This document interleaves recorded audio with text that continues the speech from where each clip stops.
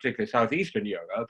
So I can very well imagine that tendency being strengthened as those countries in particular, the Serbian president said recently, the only country that can help is China.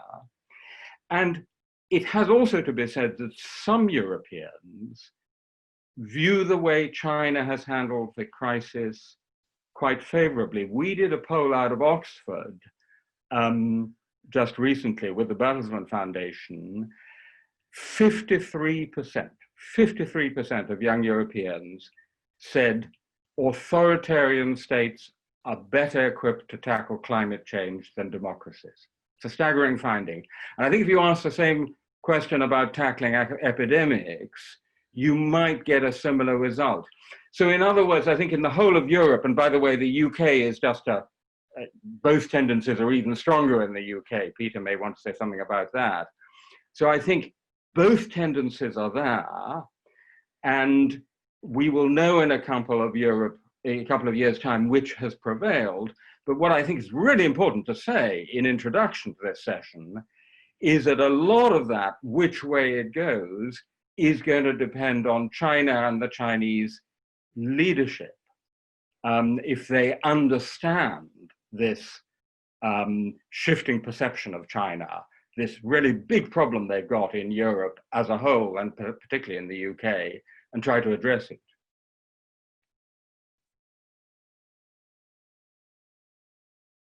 Joining, I mean, the Bertelsmann survey, they made a different one in January, comparing Europe, US and China. And it was very interesting to see that 45% of the Europeans view the People's Republic as a competitor, only 25% as a partner.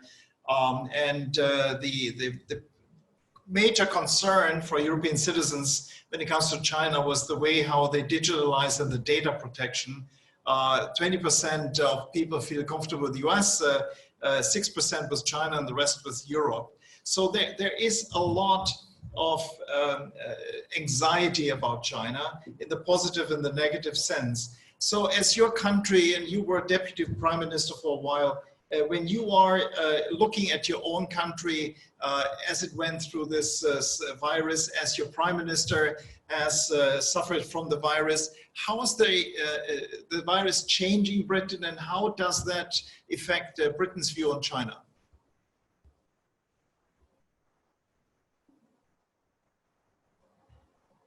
He's on mute. He's on mute? Microphone. Let me just say what a pleasure and what an honor it is for me to be joining you, because the EU Chamber in China were good friends, good allies. They were a wonderful platform, and the work that you did year in, year out was incomparable. I mean, I've never seen an EU Chamber do work of the sort that you have done in China anywhere else in the world during my time as Trade Commissioner. I don't want to repeat everything that Timothy Garton-Ash has said. I simply want to endorse it. I mean, what he said is right. I mean, I have a feeling that basic maths will tell us that the Chinese market is not going to become less important really to Europe. Indeed, it's quite possible that given the state of the global economy, it could become more important, not less. China is just too big and it's just too dynamic to be anything other than a major source of growth. And if that growth stalls, by the way, for whatever reason, and it's too early to say what the impact of the pandemic will be, then we will all feel the impact everywhere in the world, and notably in Europe. I mean, what has changed somewhat during this period is how we see supply chains, how we see China as such a large, almost dominant source of production and supply for us in Europe, and the potential risks that we carry in being overly exposed or overly dependent on one country as a source of supply. Now, of course, China has long been a supplier of cheap consumer goods to the huge benefit of Western consumers, particularly those who are financially worse off, those who are on low incomes.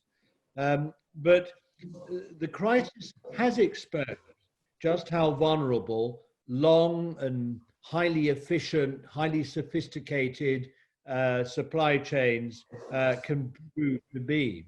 And I think what you will see in the West, in the United States and Europe, is a growing questioning of this supply chain exposure. But equally, I think you're going to see some divergence between the United States and Europe in how we assess the supply chain risk. We can come back to this, but I think the US may draw the conclusion that as a matter of public government policy, they want to reshore production. They want to bring manufacturing back from China to the United States. Indeed, the US Trade Representative, Robert Lighthizer, wrote an op-ed this week. It was either in the New York Times or the Washington Post, I can't remember, in which he said that transferring production from the United States to China, the very creation of global supply chains has been a huge error. And that we need to end this error and reverse this. This is quite a statement from the US TR. He's saying that no matter what the economics are, whatever the commercial advantage, whatever the supply of, cheaper, lower cost goods that have been enjoyed by the American people, that politics should prevail over economics and that we should reverse this. Now, there is a calculus, a political and economic calculus operating here, and I'm merely saying to you that whilst I think these issues will be aired and debated, and we can come back to what's going on in Europe and the UK in a moment, I suspect that the European and British calculus will be somewhat different from the American calculus when it comes to reassessing global supply chains. I just say this in conclusion, Joerg, because this is going to come back a recurring theme during our discussion today. It's perfectly clear that the pandemic is being used by very serious political forces, chiefly in the United States, but now that is being transmitted to Europe, to further politicize the relationship that we have with China. We are seeing the makings now of the ramping up of a very serious, well-organized and well-resourced elite campaign, which has started to command a lot of interest and some support in Western media to completely reassess and in effect to end the current policy of engagement between the West and China. This is going to be a major theme, political theme, in the coming months and years. So we better put on our flak jackets. We better tighten our safety belts here, because this is going to be quite a ride. Yeah, thank you, Peter. I would love to go down this road, but I want to bring George into this discussion. And of course, we got to go down this road and see how China's perception is in Europe, how it's going to impact business, the investment appetite of European business going to China, or British business. I always count European, British, same. But for George, because you published this piece yesterday in the Financial Times, From Peak China to China Peak, tell us, the slowdown of China, the demographics, the debt burden, the coronavirus hit, the demand shock and all of that. might actually cause China to go down a much lower growth trajectory. How worried can we be about this? And second, what will it do to Europe? Thanks, Joerg, and it's great to be here. I mean, shame that we couldn't make this sort of a personal visit, but always great experiences when you host us, and me particularly when I come to China. I just like to, I mean, I will answer your question directly. I just thought I wanted to add something to what both Timothy and Peter had mentioned before, because in my perspective, I'll be very brief about this, I think the reason that even Europeans are getting so excited about what's going on, I mean, we kind of take it as read that in the United States, there is already a fairly strong cross-party consensus that the China relationship has to be reset for lots of different reasons. I think in Europe, it's come a little bit later, only slightly, but certainly a bit later. But I think the reason is because I think the pandemic has basically, it's not only accelerated concerns that businesses have had for some time, which we've just heard a little bit about, particularly in respect of the vulnerability of supply chains, although not in all industries, I think. I think it's much more about particular kinds of industries rather than others. But also because it's personalized the whole relationship that people, generally speaking, have been a little bit distant from. So the whole idea about, you know, the abandonment of hiding and biding and the sort of more assertive foreign policy that Xi Jinping has basically articulated and pursued since 2012, 2013 is, you know, something that a lot of us have been very conscious of. I don't think, generally speaking, in Europe, we've been really, you know, in a popular sense, very kind of captivated by it. But because the world has been upended in a way that it never has been before in terms of scale, and because of the personal risk that we all have now, I think this is what has excited a lot of people about what's going on, and whether they think that China was culpable, or, you know, whether they've fallen for a lot of the propaganda that's kind of going around. It's a very, very difficult thing to unbottle. Now it's in there. So I do think that the relationship will have to be dealt with with great care. But to get to the point about China peak to China peak, so to speak, the point really is that I try to bring out in this essay really is that, you know, China's eruption in the global economy and to become what it has done today has really been founded on the platform of its unparalleled economic development and speed in particular.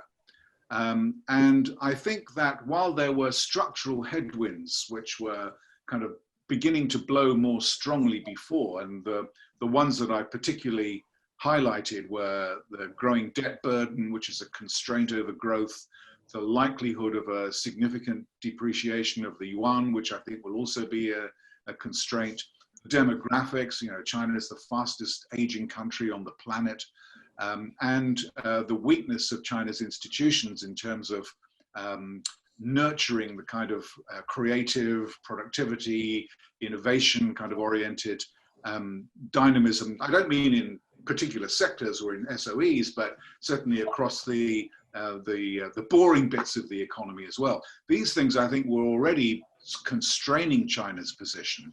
And now this pandemic is really changing, you know, or accelerating in a very marked way the significance of these headwinds and adding new ones, because the outlook for China in the global economy, world trade, the scrutiny over Chinese investment overseas, the possibility that more and more companies will think about differences in sourcing, you know, the vulnerability to sole source suppliers, I think is one of the biggest lessons that I think businesses will take from this crisis.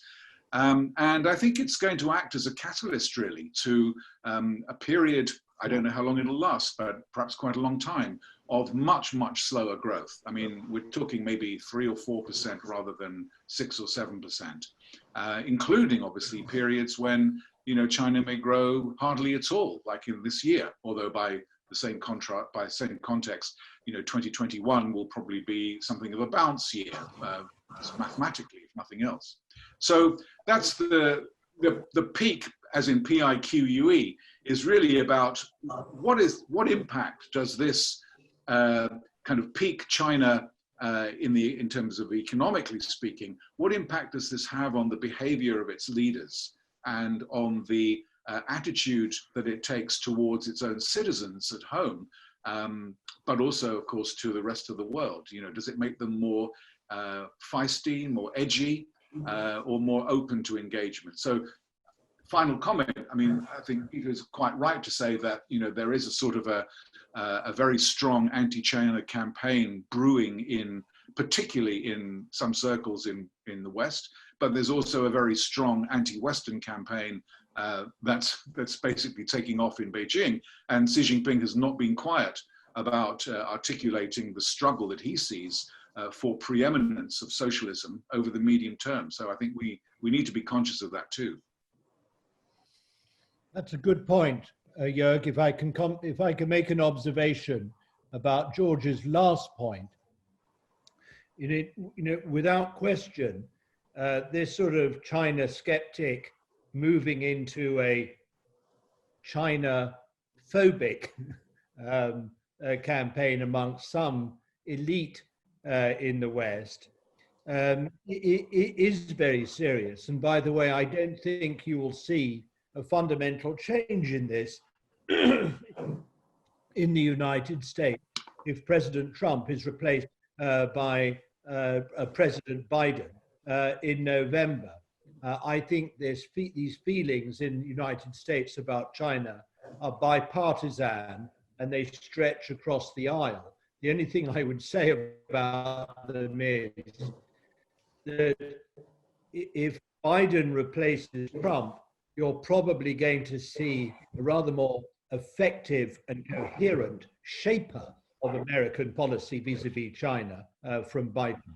And I think he will shape the Western response to China rather more effectively than Trump has been able to do. Biden is likely to shape this in a more coherent way and attract more country support within Europe to his approach than Trump is able to do, because of course Trump is not only taking on China, he's taking on his own allies in Europe. He doesn't exactly help himself in cementing a West joined up or cohesive Western cause vis-a-vis China. But of course the West's reassessment of its relationship with China is to an extent mirrored in Beijing.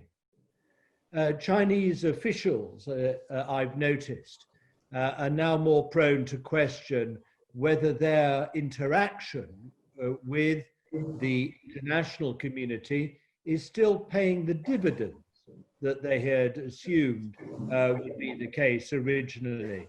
This process actually began in the aftermath of the Asian crisis in 1997 and went to a new level as, with the Belt and Road Initiative, as Xi took over in 2012. There was a sort of sense that China had to construct, a new path or a new platform or new architecture for its engagement with the rest of the world.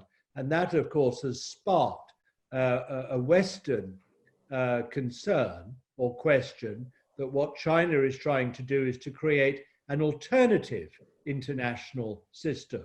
It's trying to create a parallel, China-centric alternative global order where all roads lead to Beijing, where China is using its massive trade links, its export of capital, its ability to commandeer through investment and the provision of massive amounts of debt to Asian and African countries, a whole new trade, investment, and in time currency system that will be oriented towards China at the expense of the West. Now, this is quite an important concept we're talking about here. And I think that Xi Jinping's 19th Party Congress speech was absolutely seminal in changing Western attitudes and concerns and raising questions about what China greatness actually means for the West. Recently, I've noticed that some senior Chinese diplomats have become quite outspoken about what's being said in the West. We've seen some very strong reactions to criticism to China over COVID-19. I think that style of diplomacy, which is very outspoken, bordering sometimes on the vitriolic, is not actually wise. I think it can be very counterproductive. But you know, these headwinds, as George has said and Tim has said, are going to grow, and we have to be prepared to take them on and to work out exactly, you know, how we want as commentators and actors in all this to navigate our own way through all this. Can I, just add something to what Peter and George just said, with which I totally agree. I spent a good deal of my life first participating in and then studying the Cold War. I think while one has to be careful with historical comparisons, we are now entering something like a new Cold War between the United States and China. I think that's a reasonable statement. And I agree with Peter, it's not so much a question of Republican versus Democrat. The difference is this: in the first Cold War, it was the Europeans, particularly the Brits, who were trying to keep the United States engaged in the conflict with the Soviet Union.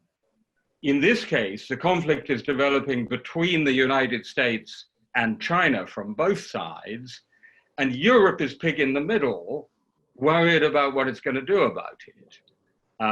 And you know, since we're quoting opinion surveys, while there might be a lot of elite sympathy for the Washington position or something like it, public opinion is absolutely not in the Cold War place. There was an ECFR survey which asked the interesting question: in the event of a conflict between the United States and China, what should Europe do? And the majority answer in most European countries was remain neutral, not be on the side of the United States. So that's point number one. There is a new Cold War, but it's a new Cold War between the US and China, and Europe is trying to work out what to do about it.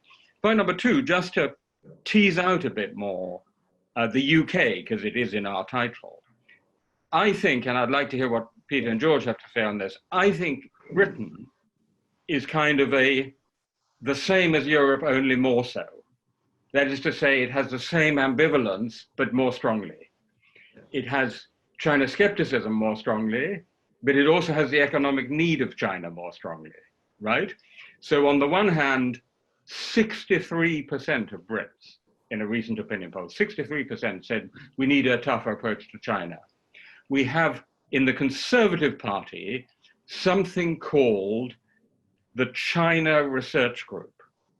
Now, for those of you who know British politics, this is a very revealing name, because the leading Brexiteer group in the Conservative Party called itself the European Research Group. Not my idea of research, by the way. Gives the word research a bad name. It means opposition research.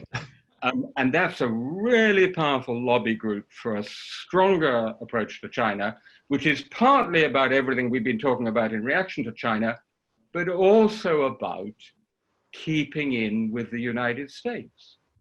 Because having left the European Union, who else has Britain got but our old so-called special relationship with the United States? So I think that combination of factors pushes China skepticism, particularly in the Conservative Party in Britain. On the other hand, British business is now going to face the double whammy of coronavirus economic impact, and not just Brexit, but what's increasingly looking like a very hard or no deal Brexit at the end of this year. And that is going to push the Brits, British business, very much more in the opposite direction to try and build up the economic relationship with China. Who knows, even those dread words, golden era, might yet re-emerge, though probably not. So I think Britain is a kind of extreme example of an ambivalence you see right across Europe. Timothy, I think that's absolutely right as far as the UK is concerned. I mean, I can't really see from a kind of international relations perspective where the British establishment now looks actually other than the United States, which is kind of a sad reflection of where we are. But I'm quizzical really about whether the EU can remain neutral in this, what is probably an ideological conflict fundamentally, because I mean, I know that clearly, you know, President Trump seems to want to put any number of different words before the word war. So, you know, we've had trade war, technology war, information war, cyber war. Now we've got kind of a risk of a financial war. And of course, as you say, that kind of adds up all together into de facto, you know, some kind of a Cold War, particularly if relations continue to go downhill. But the issue behind this, I think, and the way I see it sometimes, is China's, you know, it's not trying what the Soviet Union used to try to do. I mean, the Soviet Union would have loved, presumably, to have seen the world completely revolutionized in its image. But China seems to be much more, a much smarter kind of revisionist type of power, looking to alter world governance in its favor. So, you know, we've seen a number of initiatives in the United Nations, in the United Nations Human Rights Commission, the World Health Organization. I mean, they recently tried to capture the leadership of the World Intellectual Property Organization, which was stymied, as it happened, by the United States. But this kind of attempt to try to alter the world in its image is basically reflective of a kind of a conflict over standards and beliefs and values, right, in the end. And in this context, I wonder whether the EU, I mean, it might be that the EU will let us down and not be able to kind of rise to the occasion. But if there were any area in which, it certainly wouldn't be a military area, but in a diplomatic area, that the EU could actually rise to the occasion and act as a sort of a catalyst for, I don't know what, I was going to say engagement, but certainly trying to sort of use its diplomatic skills and political skills to change the governance agenda in a way that is perhaps more acceptable, at least in terms of a modus vivendi. Would you not think that that's a possibility, or do you think that we have gone past that point? I think that is exactly what the EU should do. And in fact, I think this is the big test, the single biggest test of whether we actually have a European foreign policy, European external policy, or we don't. So I'm completely with you on what we should do. I'm more skeptical about whether we will do it, because the EU looks at its worst, its weakest, its most divided, some would say its most hypocritical, seen from the great powers. It can look pretty good seen from small, weak countries, poorer countries, developing countries. But seen from the US, seen from Russia, and seen from China, it looks at its most weak and its most divided. And what I was trying to suggest at the beginning is that if I'm right and the COVID crisis sharpens the north-south and east-west divisions within the EU, then a more coherent and coordinated and strategic EU approach to China will be another victim of that, because there will be more and more opportunities for China, if you will, to divide and rule, or to put it the other way, there will be more and more differences between EU member states and Britain from the semi-outside. Microphone, Peter. Further dimension to this in Europe. It's partly a sort of a national security concern about China, which is being driven by certain elite actors, chiefly on the right, political right of the spectrum.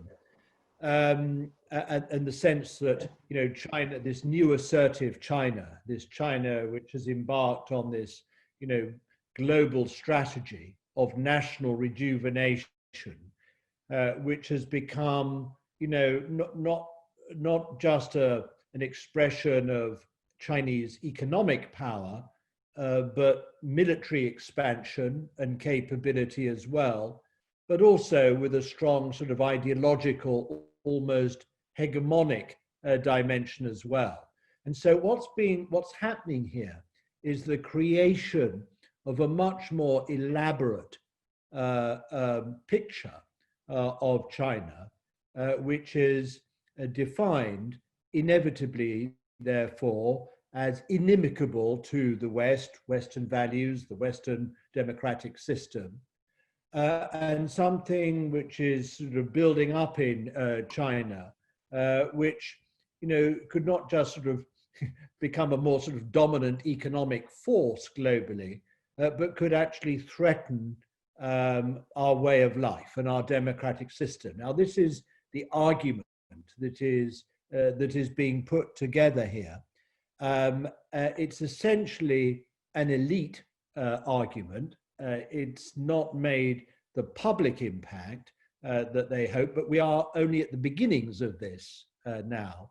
And one of the effects of the pandemic is to make the public as a whole much more aware of, much more conscious of China. I mean, people are, for many members of the public, you know, they're thinking about China literally for the first time in their lives as a result of the pandemic. Or in the case of some, they're thinking afresh about China. And therefore, it's possible that the public, because of their greater awareness, will become more receptive to the sort of political Cold War arguments that are being mounted by these different elite forces.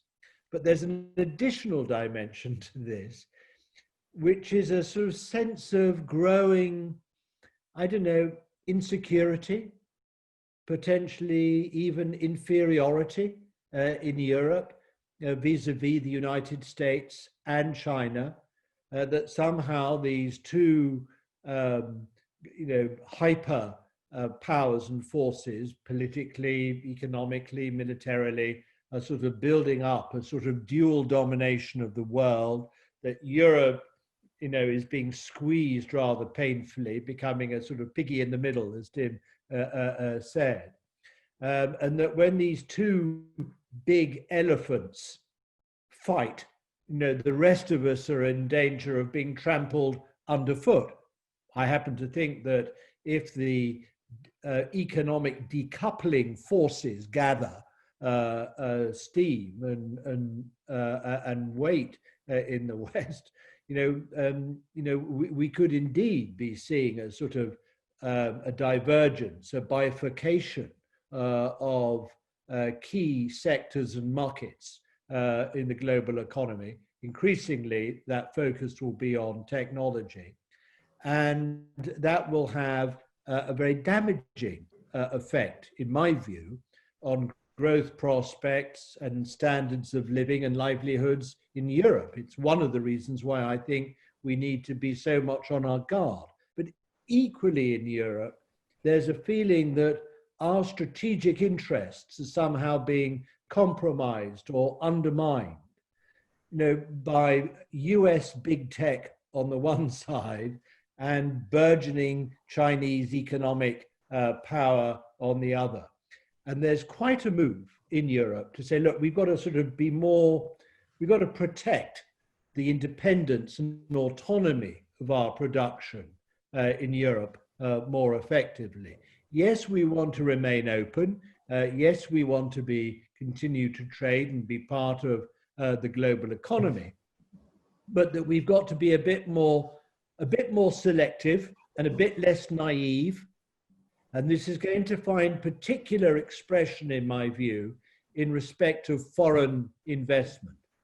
You already began to see, before this pandemic got underway, the growth of European, but also national capital, France, Germany, and other member states of the European Union, put in place investment screening measures that enable governments to pick and choose a bit more. Now, this is by no means on the scale or gone as far as, the operation of CFIUS in the United States, but it is growing. There's a sense that foreign acquisitions are eating away at Europe's sort of autonomy of production, that we're unable to sort of regulate or manage our own economy in the interests of the European citizen, because we are the target of so much foreign capital and acquisition, and that we've got to sort of pull up the drawbridges a bit.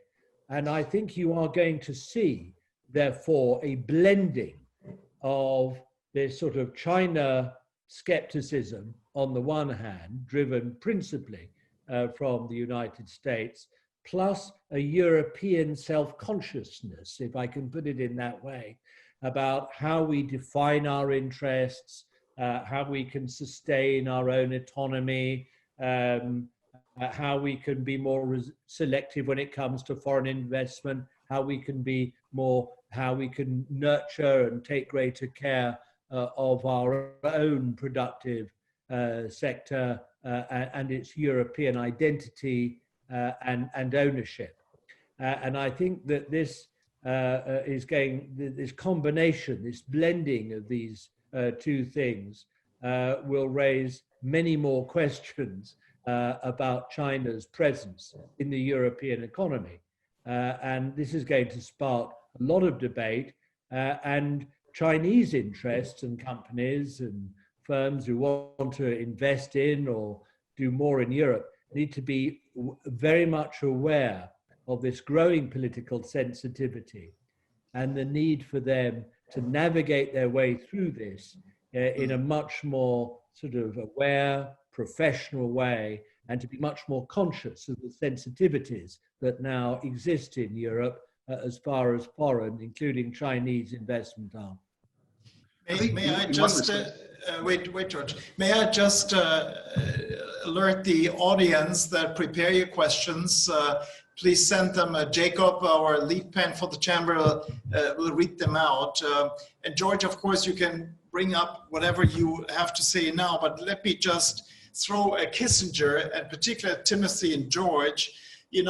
Timothy, you know German history better than anybody else. And of course, the resemblance that sometimes comes up in the Kissinger books is, Germany 1871, just comes out of a distorted political landscape, unifies industrialization, urbanization, benign leader in the beginning, and then a nationalistic emperor taking over. And of course, then competing against the sitting superpower, ruling the waves, that was Britannia, of course.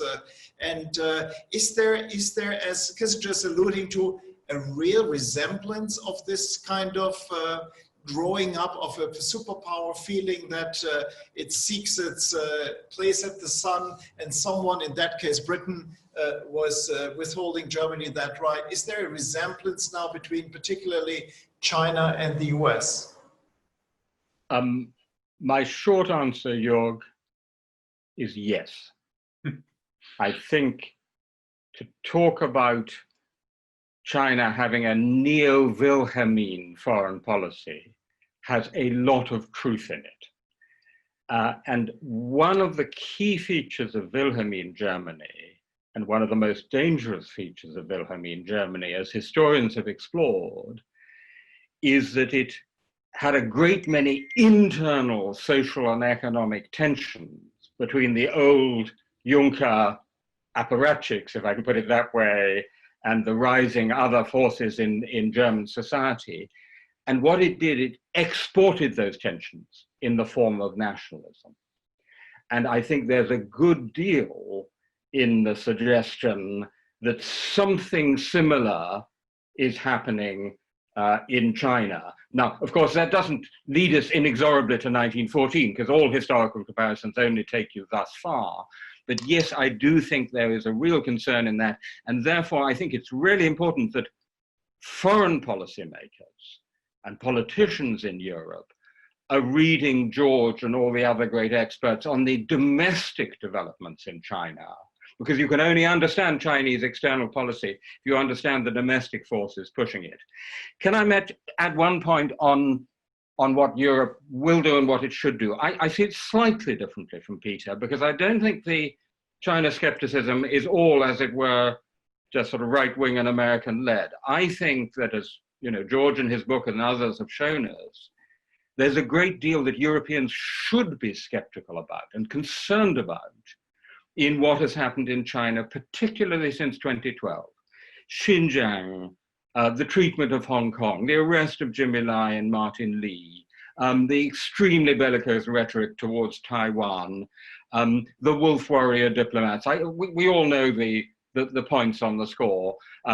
Huawei, I think the notion that our 5G networks, the basic digital infrastructure of the European economy in 10 years' time, should be dependent on Chinese companies and not have a Western alternative is very worrying. So I think all that skepticism is justified, but I think it would be a huge mistake to plunge into the rhetoric and mindset of a Cold War, because if you keep calling it a Cold War, the one thing you can be sure of is it will become one.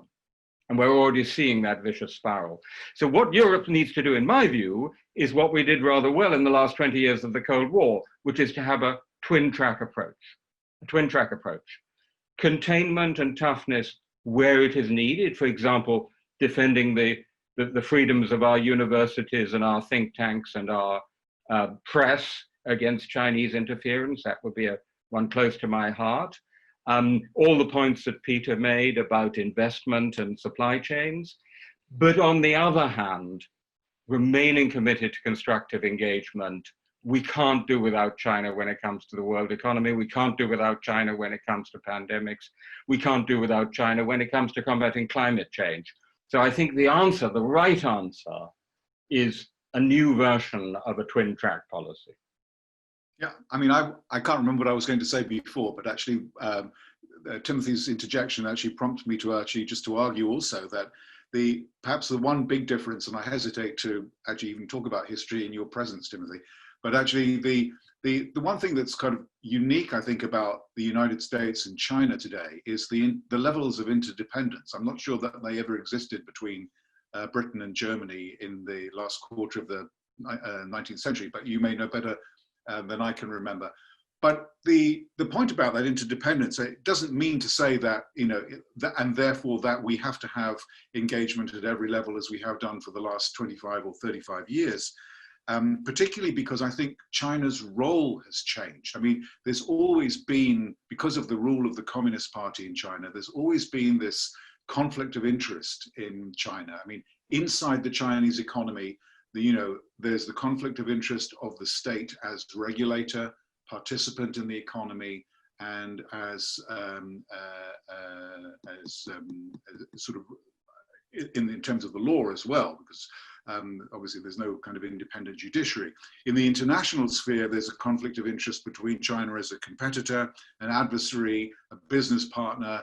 I mean, these things actually are things that we now find, I think, much more difficult to integrate than we did in decades gone by because of the more assertive and seemingly self-confident nature of the CCP with regard to the outside world. So I just say, I think we have to, I agree, you know, we have to try to preserve as much as it's possible to preserve of that interdependence where our interests are mutually aligned. And I think it might be easier in some respects for Europeans to do that with China than it might be for the United States. And those areas where that mutual alignment of interests, you know, you described them already, so I won't go over them. But I do think the reality is there are now some areas where it is absolutely appropriate for us to draw lines and say, no, this is just not going to work for us anymore. And one of the things that I think the pandemic is doing is to change the way we think about. I mean, the whole kind of ethos of globalization production was just in time. So, you know, you never had to have much inventory. You never had to have, you know, because you could always source something and supply something at a moment's notice and it would be there the next day. But of course, just in case levels of production actually, I think, are now going to be increasingly important, perhaps less so in automobiles than it would be in pharmaceuticals and medicines and food and energy. But I think there is this dichotomy that's now kind of evolving in terms of security, not always national security, but other securities as well, where you know, there is a division which we're just not going to be able to get over, as far as I can see, for the time being.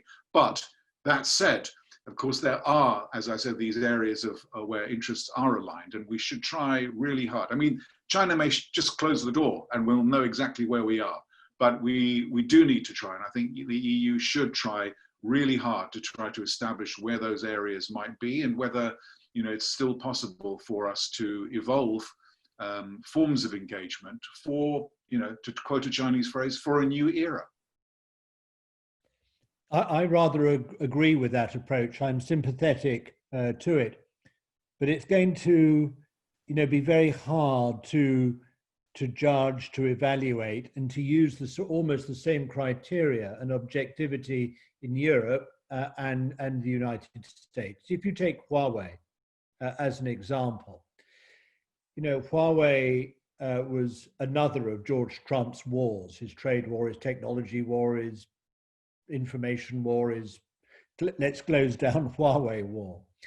Now, the reason why the United Kingdom and others in Europe, you know, reached a different view about Huawei, having been, you know, insisted upon by the United States government that, you know, that Huawei was a national security threat, it had back doors, that it would allow the Chinese state, you know, to seep into our critical telecommunications infrastructure, and was, you know, would be like a sort of a spreading poison or sort of Chinese controlled infrastructure within our infrastructure. I mean, that was the argument that was made.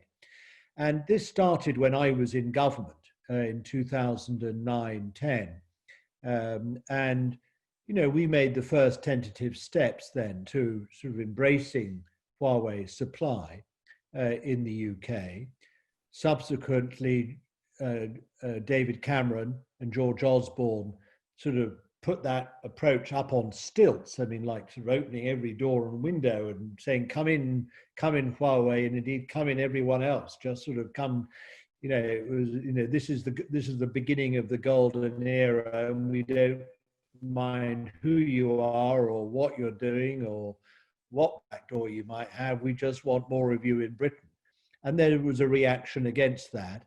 But it took, one of the forms it took was for the security and intelligence agencies in Britain to say, look, you know, we're not anti-China here, and, you know, we're not saying as a matter of principle that Huawei shouldn't supply kit and infrastructure to our system, but we've got to be very, very skeptical.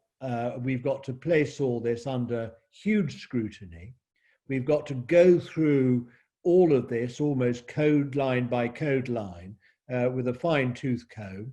And indeed, in Britain, you know, we set up as an extension of our intelligence service and GCHQ, a whole unit, a whole sort of operation outside London, specifically to scrutinize, check, challenge, and Huawei, and to satisfy ourselves that, you know, that there wasn't a compromising of our national security.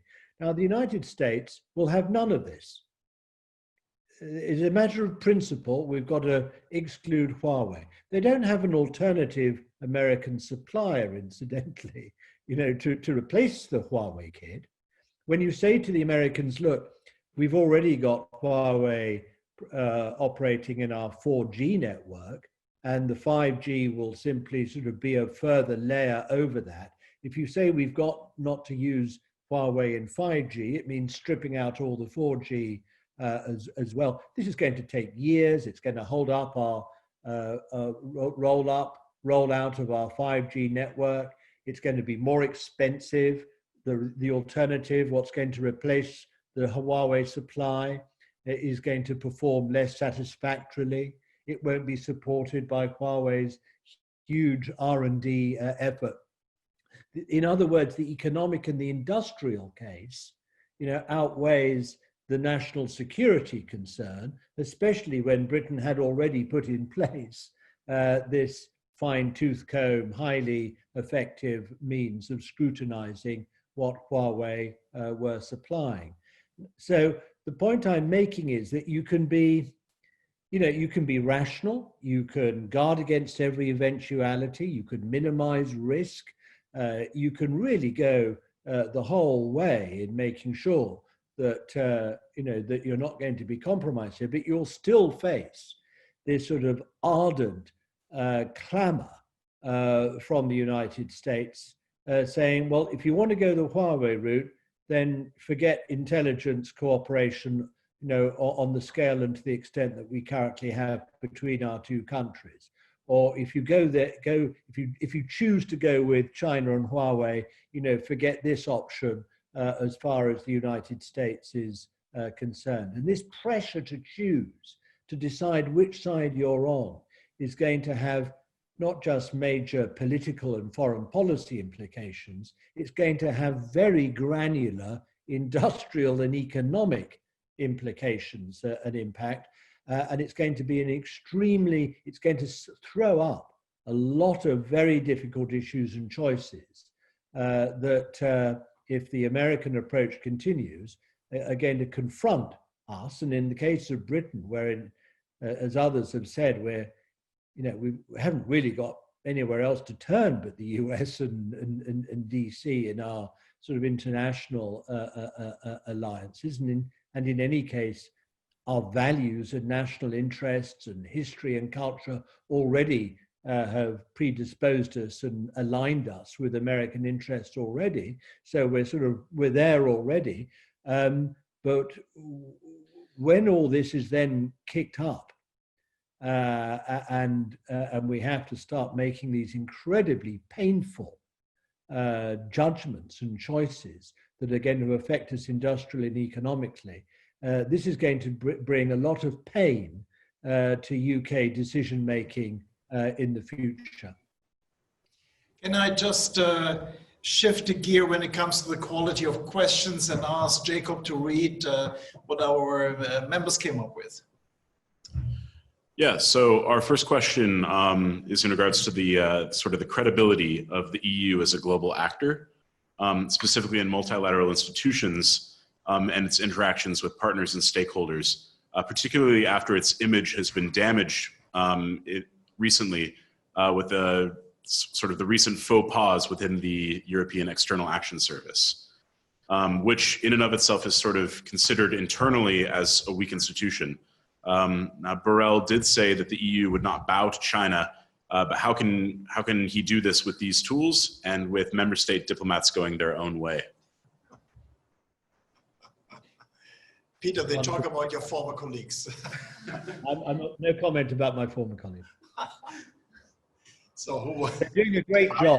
I can take that one.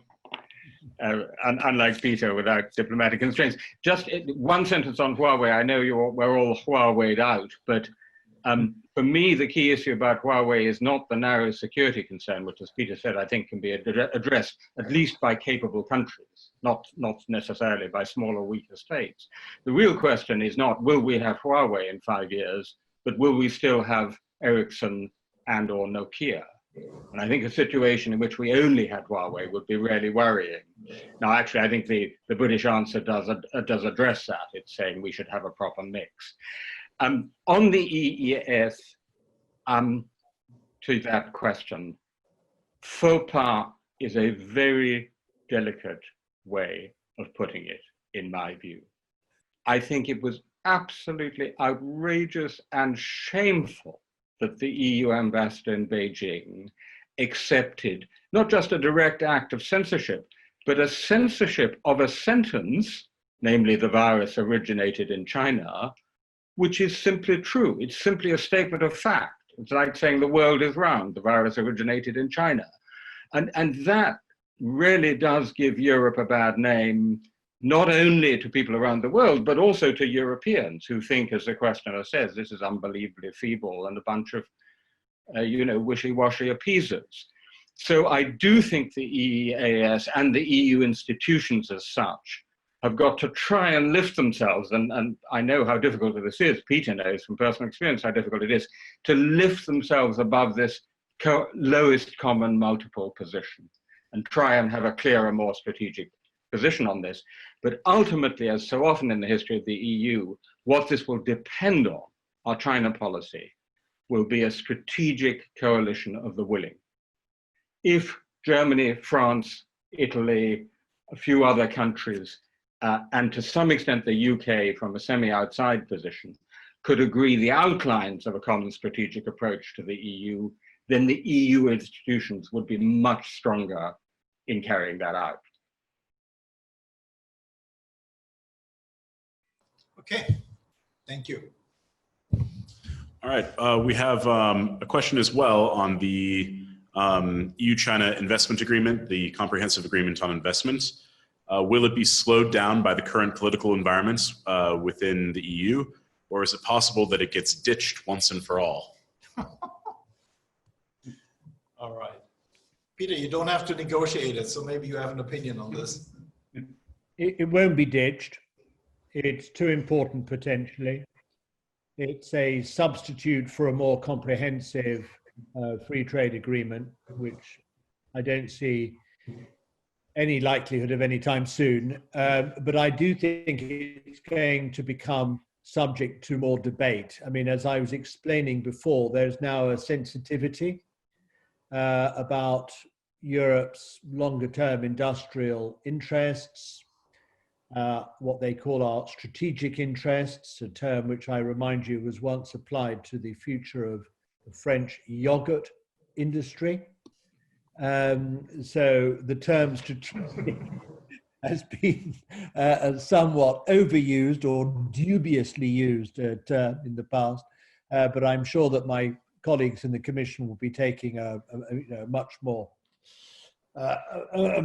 considered modern view of what constitutes strategic. So I think that it may slow down.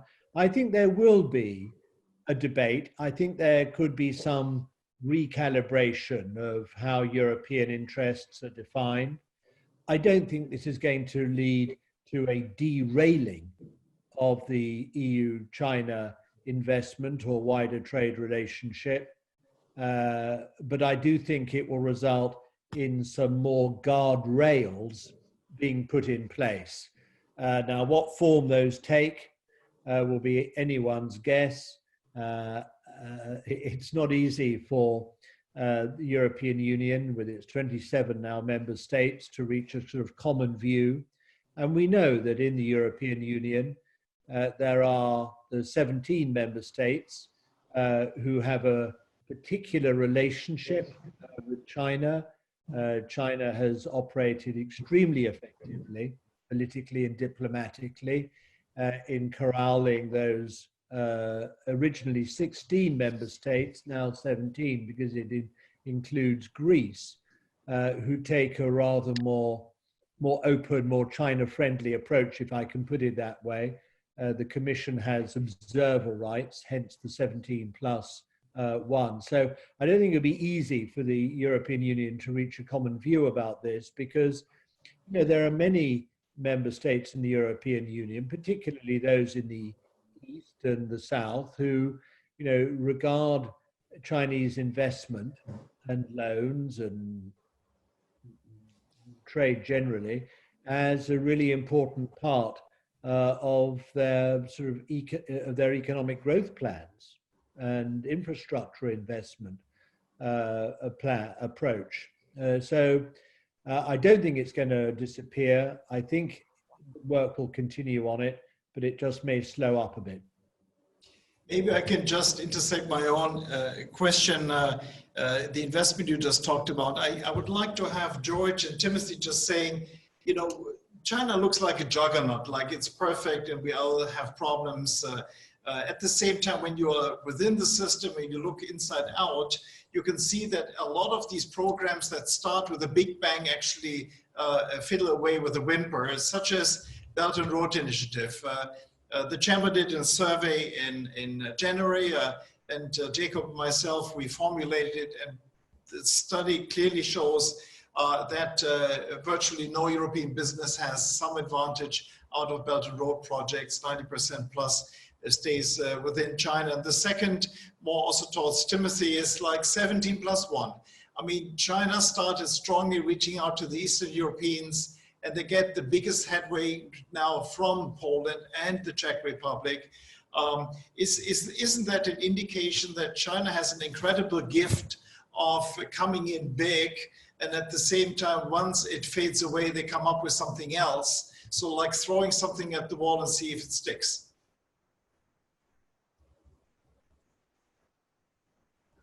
Timothy.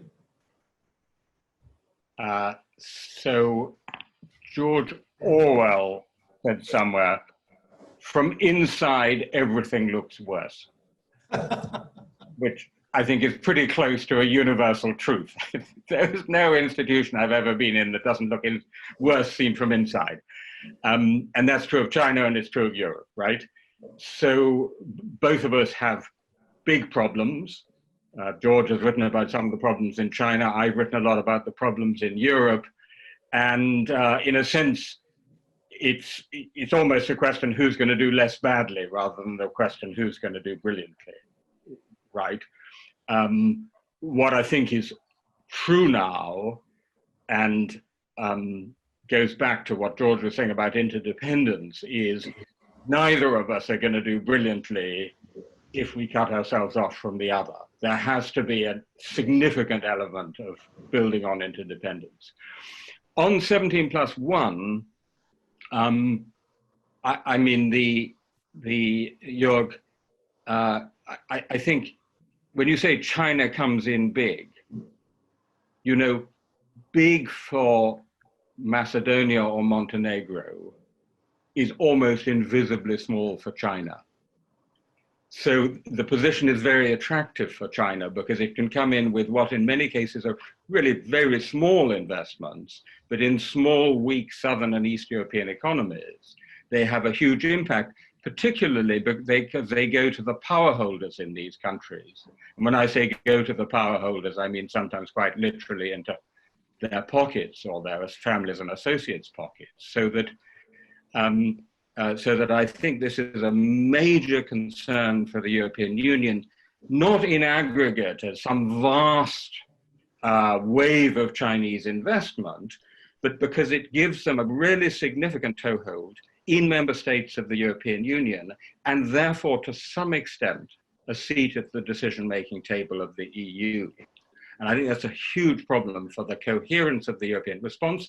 And I'm afraid the likely result of the COVID crisis is that that problem is going to get worse, not better.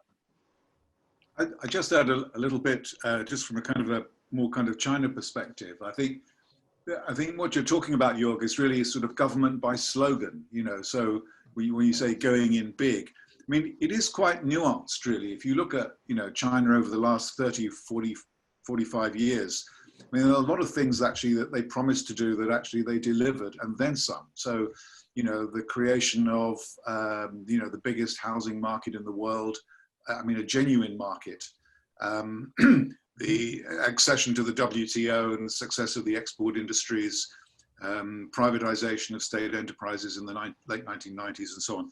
And these things, you know, started off as sort of ideas and actually became, you know, not just big ideas and slogans, but actually they turned out to deliver them in spades. The difference now is, I don't know, you know, it's going back to the sort of the third plenum in 2013, the huge reform program that sort of, you know, basically dried out on the vine. The BRI, as you mentioned, in terms of scale, at least, if not in terms of substance.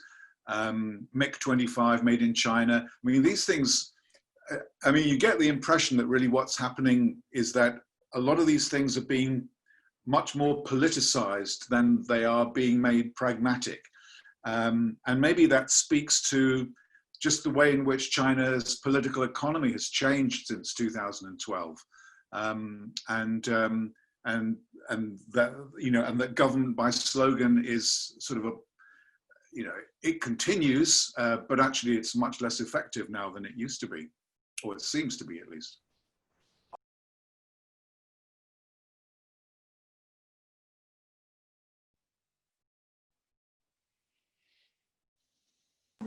Sorry. Censorship. All right. Our next question comes from Lance Noble. Do you expect that in a decade, the EU and leading European countries will have established the strong think tanks, industrial base, and capacity to co-lead in developing emerging technologies needed to play a significant role in shaping global policy debates and the structure of international trade, as well as to guarantee their own security?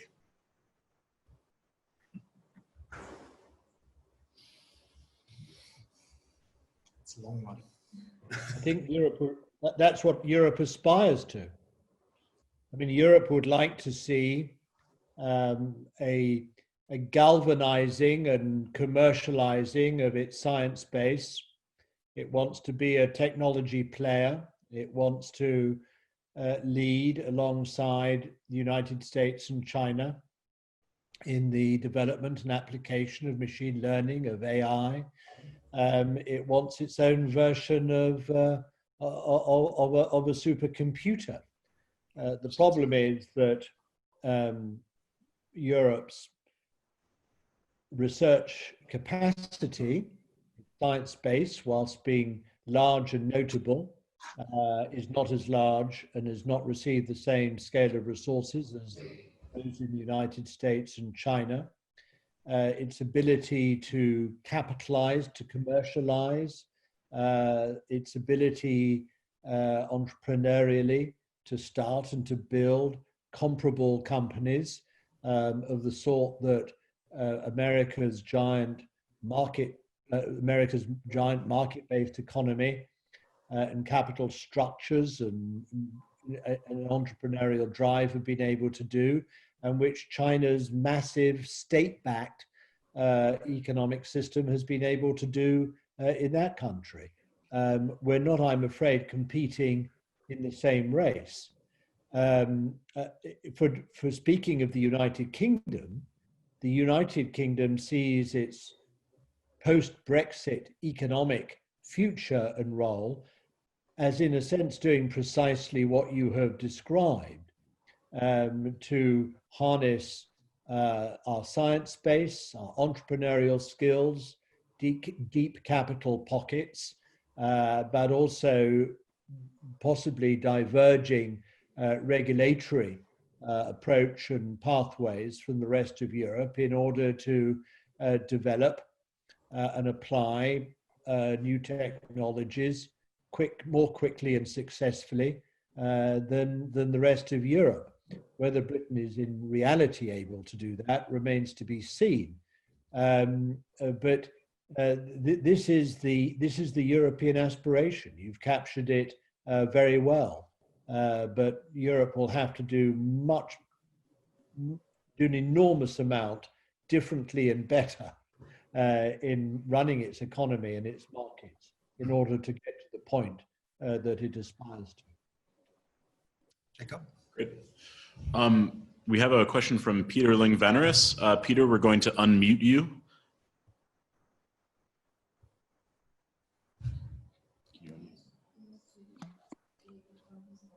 Oh, you also need to unmute yourself, Peter.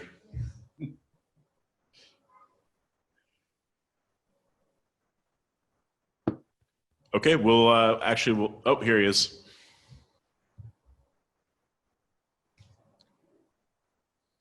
Peter is a Swedish banker heading the working group for banking, so he's an old China hand. Peter, are you there?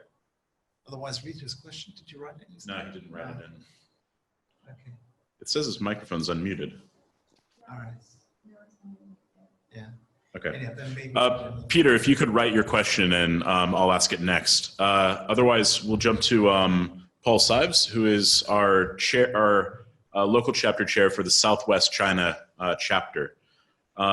His question is that, you know, there's a lot of concern about the kind of half-truths or exaggerated facts coming out particularly between the US and China, with comments such as that from President Trump the other day questioning whether the US should have any future relationship with China and suggesting that the $500 billion in trade doesn't really matter.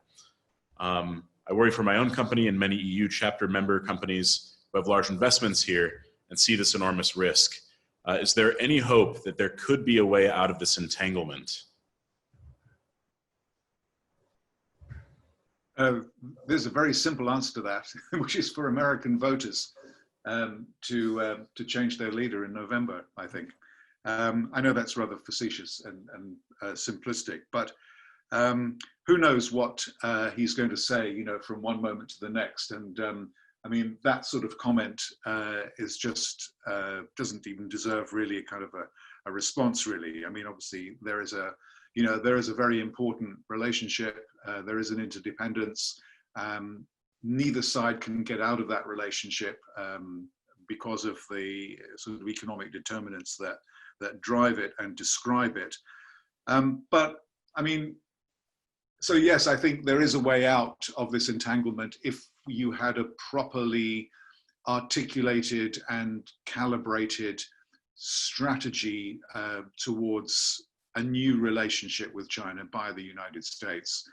I mean, I think it would be a way out, but absent that, and you know, were things not to change for the next 4 years, I find it quite difficult to see. I mean, I don't really envy, Peter, your situation, because I think, you know, businesses are stuck in the middle.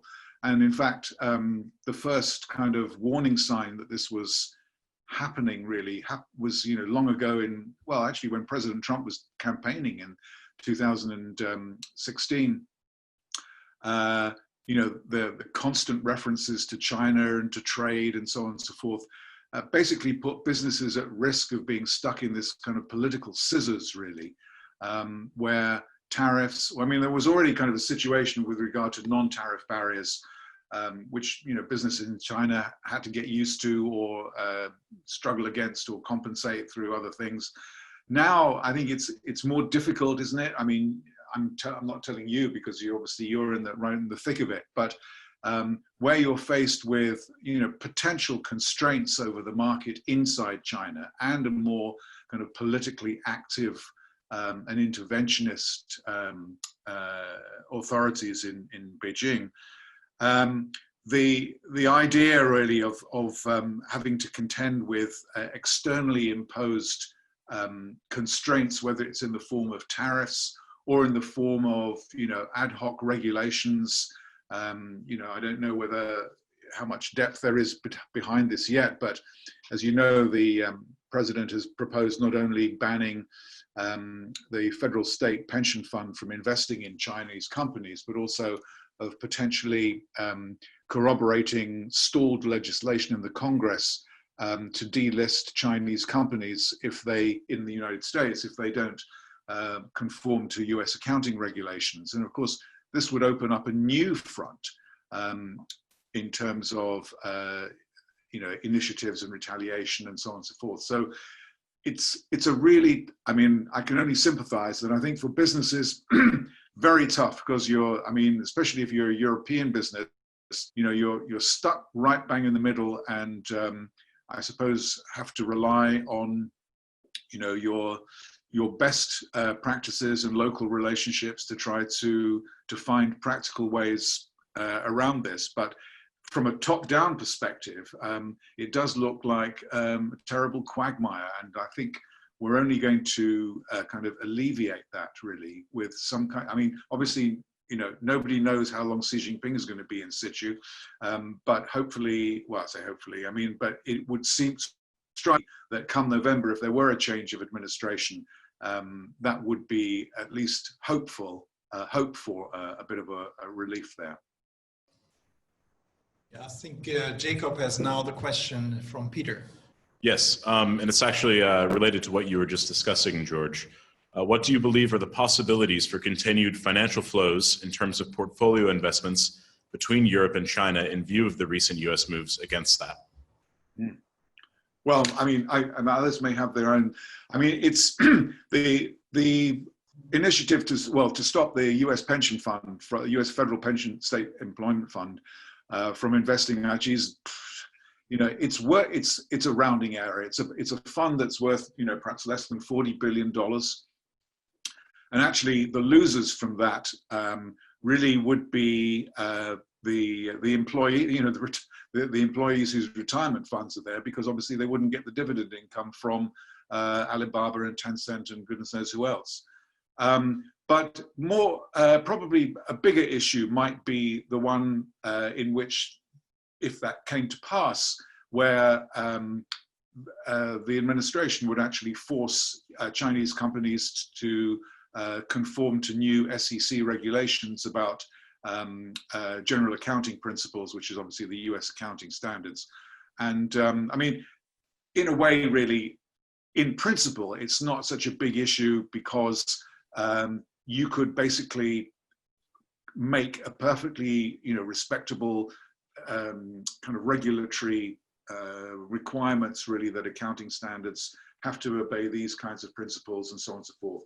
And then you would basically be looking at individual companies and saying, the SEC would obviously make its regulations, and these would become industry standards. And, it would be awkward, but actually it would probably pass off okay. The trouble is, if these things get wrapped up in the blame game, excuse me, which is what obviously is going on at the moment, because the President Trump is using these initiatives as ways of kind of getting to China because of the damage imposed by coronavirus, et cetera, et cetera. It becomes altogether a much more threatening and difficult issue for the wider asset management and investment community, and obviously sours the cross-border portfolio and direct investment relationship more than it is already. And actually, I suspect that actually, the US markets might be the bigger kind of losers from this, but I think it wouldn't do the yuan very much of a favor. It wouldn't create a lot of confidence. I mean, Chinese banks, need US dollars, and once this financial war, if it were to kick off in this way, I mean, there might be, Magnitsky kind of legislation which would target Chinese companies or Chinese individuals, political individuals. I mean, nobody knows where that could stop, and I think that's potentially very damaging from the point of view of cross-border flows as well. If I can just throw the last question at the three of you, because we are running out of time. Just imagine you would be individually sitting in front of the Politburo at a very nice dinner here in Beijing. It's a very close circle. You're fluent in Chinese, so no problem. What would you advise them how to handle the present crisis? You could choose which angle.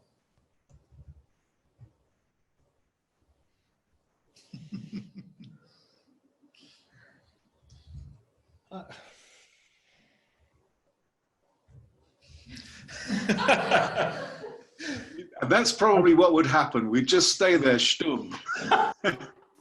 No, I think, what would we do?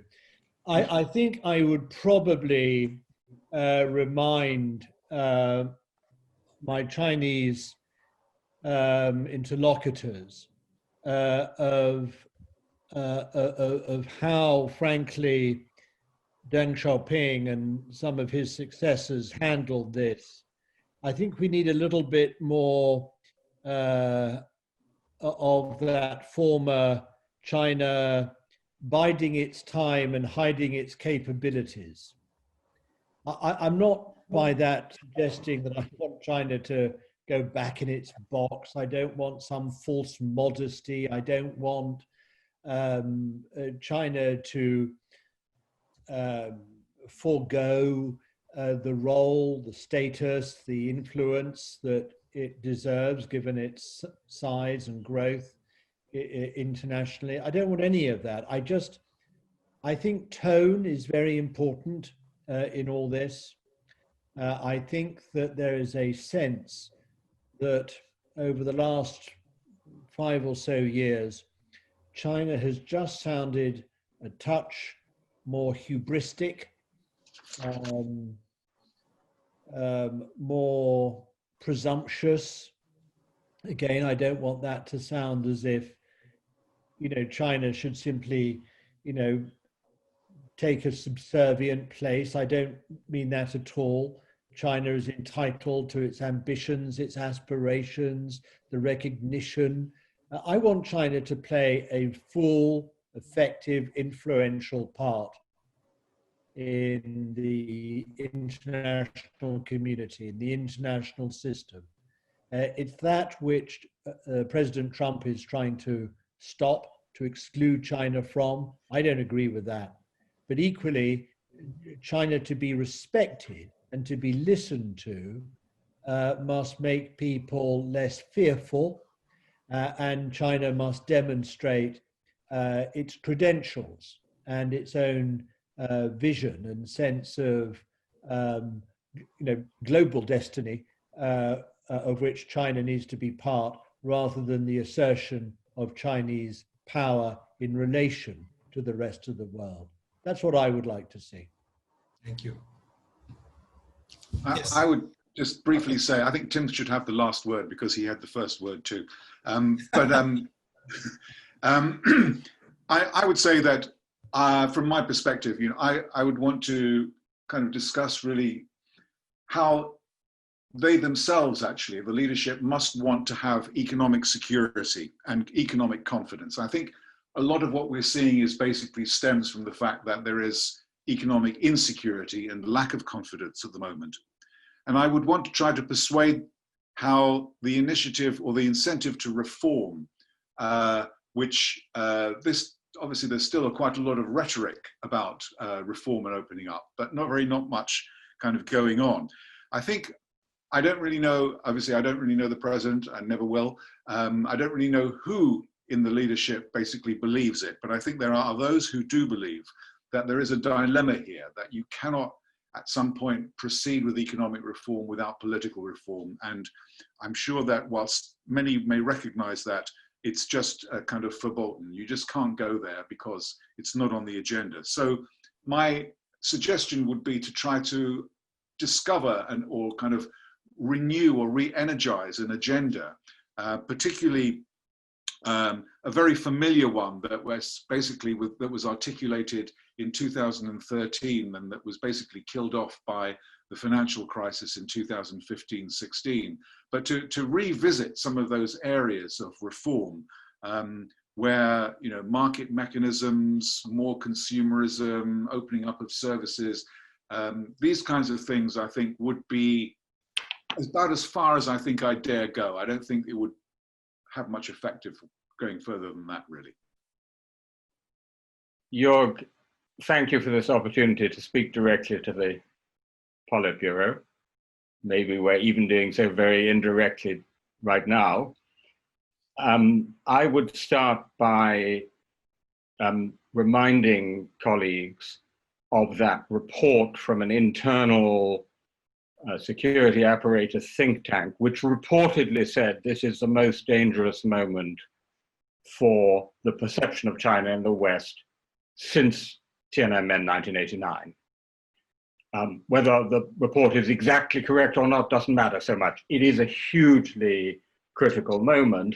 I would go on to say that the first truly global pandemic for 100 years is turning out to be potentially really a turning point in history, including for relations between China and the West.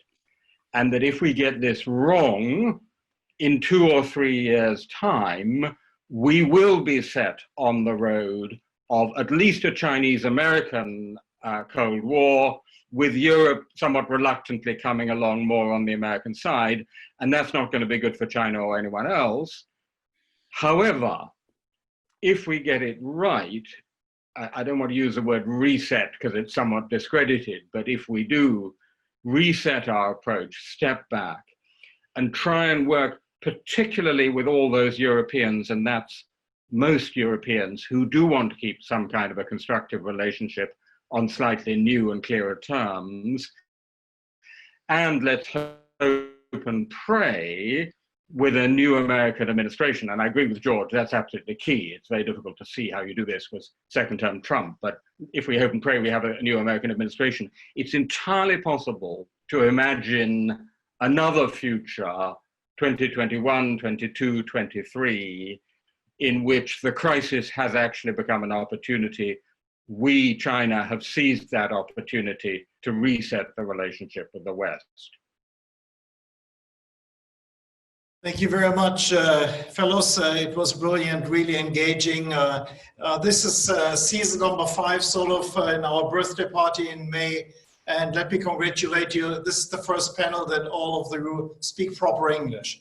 The other one is, of course, I would like to thank you for this contribution. I would like to thank the audience for being patient and good in questions. Let me finish with a commercial.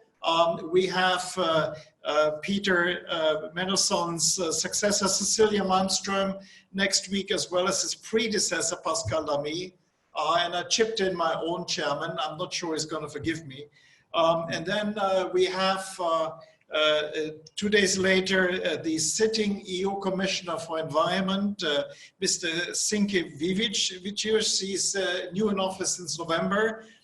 We have fellow Brit Isabel Hilton, that all of you know, and we have the best NGO in China run by Ma Jun on environment, so this is going to be interesting. And we finish off with Charlene Barshevsky, Mrs. WTO in many ways, and I square her off with 2 former prime ministers.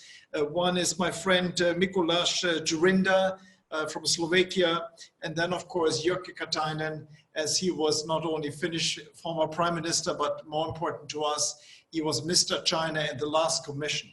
So ladies and gentlemen, let me also extend a birthday wish to Timothy. Not only we turned 20, your Spectator magazine turned 100, and I'm an avid reader of this. So congratulations for keeping this magazine on top of virtually all the discussions around the world. Anyhow, thank you all. You have been smashing, and hope you can tune in the next sessions. Thank you.